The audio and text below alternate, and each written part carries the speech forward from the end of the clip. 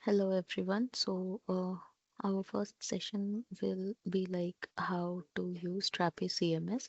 So this is the login page of the Strapi CMS. I have already entered my email and password here. We'll click on the login button. See, we have redirected to the home page of the Strapi, and here we can see all the things of the that is dashboard and everything.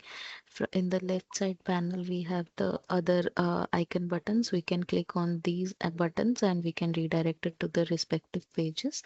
So this is the content manager page. See, in the left side panel, all the collection types are being listed, and in the right side, we can see the detailed view of the collection types on whichever we click.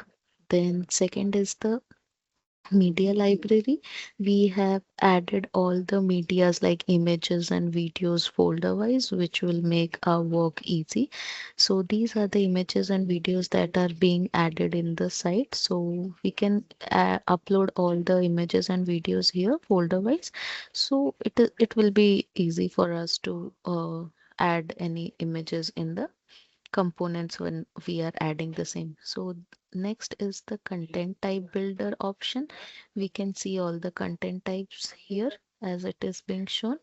And last is the settings option. We can change the settings from regarding the Strapi that we want to change for our convenience.